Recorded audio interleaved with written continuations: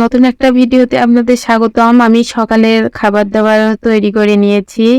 তো সকালের খাবারে ছিল এই যে রুটি ভেজে নিয়েছিলাম আর মিক্সড একটা সবজি ছিল আর সাথে মিষ্টি ছিল।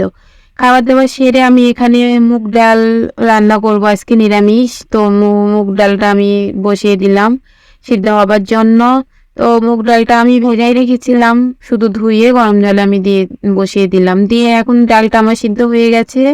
ডালটা আমি সম্বারা দিয়ে নিব।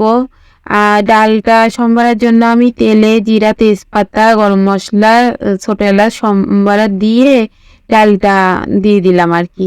দিয়ে এই যে পরিমাণ মতো লবণ আর হলুদটা দিয়ে দিব। দিয়ে ফুটে আসলেই আমি ডালটা নামিয়ে নেব। আর নামানোর আগে সামান্য একটু মিষ্টি আর ঘি দিয়ে দিব। তো এই যে আমার ডালটা হয়ে গেছে, ডালটা রেডি। এখন ডালটা আমি ঢেলে নিব। ডালের কালারটা খুব সুন্দর এসেছে। তো এই তো আমি ডালটা ঢেলে নিয়ে এখন সয়াবিনটা সিদ্ধ করে নিয়েছিলাম। সাথে আমি ডালের সাথে আলু, পটল, সয়াবিন দিয়ে একটা রসা তৈরি করব, একটা সবজি আর কি।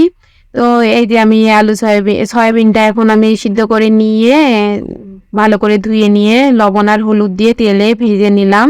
ভেজে তুলে রেখেছি। তারপর এখন আমি পটল আর আলুটা ভাজার জন্য তেলে জিরা, তেজপাতা, শুকনো মরিচ সম্বারা দিয়ে পটলটা একটু ভাজা ভাজা করে নিয়ে আমি আলু কেটে রাখা আলুগুলো দিয়ে ভালো করে লবণ আর হলুদ দিয়ে একটু ভালো করে ভাজা ভাজা করে নিব। ভাজাটা হয়ে গেলে আমি এখানে আদা জিরা পেস্ট দিয়ে পরিমাণ মতো লবণ, হলুদ আর ঝালের গুঁড়ো দিয়ে খুব ভালোভাবে কষিয়ে নিব আর কি।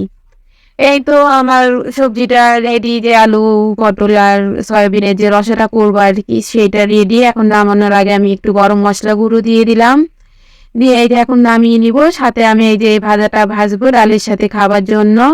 তো এই ভাজাটা ভাজতে ভাজতে আজকে আমি ভিডিওটা এখানেই শেষ করছি। ভিডিওটা ভালো লেগে থাকলে অবশ্যই লাইক, কমেন্ট, শেয়ার করে দিবেন। ধন্যবাদ সবাইকে এতক্ষণ আমার ভিডিওটা দেখার জন্য।